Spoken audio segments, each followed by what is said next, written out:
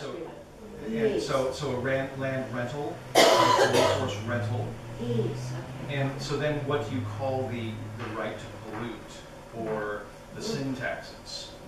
So in a way, those really are taxes because they are things being clawed back or charged to offset negative behaviors or externalities. No, that it's just a affect rent public for life. using the commons. It's a rent for polluting the water, it's a rent for polluting the biosphere. Well, let's call it subscription, even better. You know, Oh, you can go on really. Yeah. You call it a levy and then you put Yeah. Bill English redefines a levy. Yeah. Oh, right, yeah. You want to use our airport, you have to pay a levy. But it's more than the right to, because they are Yeah. undesirable behaviours Yeah, sorry. and we wanting to disincentivize. Yeah, Yes. right. And Yes. so It I means think, the monopoly. Yeah. It means the monopoly use, excluding other people, of the commons. yeah, so I think it's fair to call those taxes because we don't have a better word for them. But I think, sometimes the word rent does fit better. It is, because and then you actually can get on with pointing out that there is a commons. And then you're renting the right to use it. well, yeah, there's a good Monopoly one. use. However, when you're talking about space or capacity, like land or electromagnetic spectrum or rent will work there. But if you're talking about harvesting a natural resource like the fish in the ocean, it's not so much a rent. It's more of a royalty Rents and royalties. or a license. Yeah, I guess, you have a system of royalties, licenses, rents, and you could adapt the language to fit what is actually taking place. So it describes the mechanics of the situation.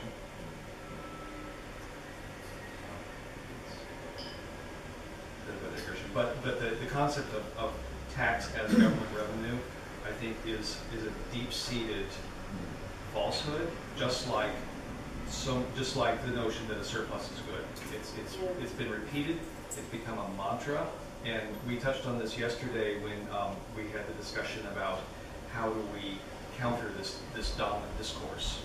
And Bruce came out with, they, being the neoliberal consensus builders, have manufactured a sort of 10 commandments that thing, when it says growth is good, tax is bad, government surplus is healthy, all these things that are just accepted as canon by of course by the powers that be, but by the public at large. And they're all false. They're all provably false. And some of them are pretty toxic.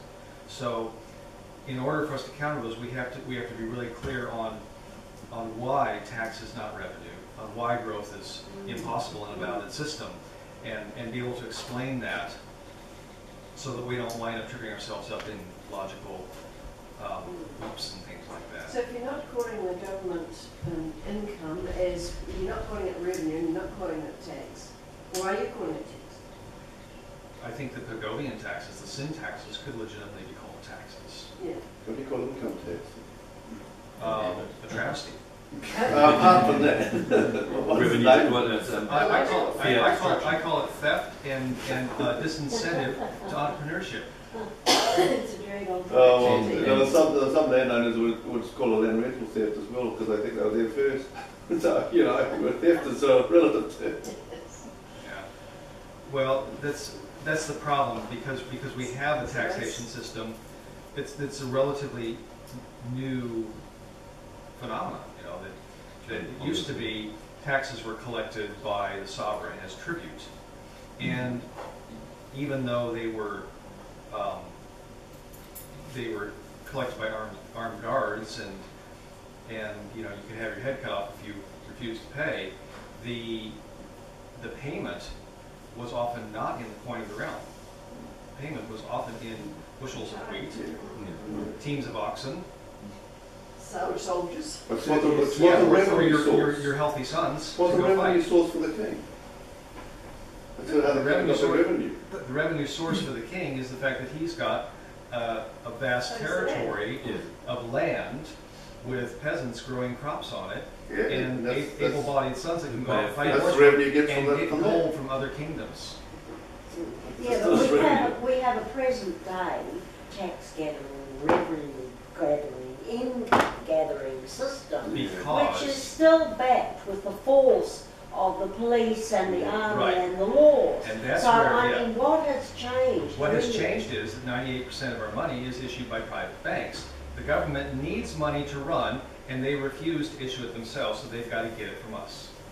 That's the critical thing. Or borrow it from banks. Borrow it from overseas banks. Yeah. Ah, poor Right. things. So that's the problem. Yeah, See, the that's debts how that they have to tax go became overseas. government revenue.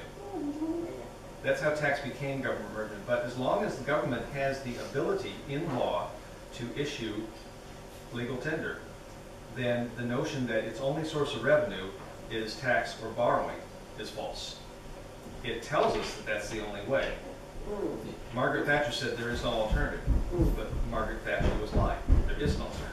But it's been going for a long time. No, it's not. It's been going hundreds of years. No. It's- No, income tax is about 100 years old. The It's only 100 Kings have years been going to the merchant bankers to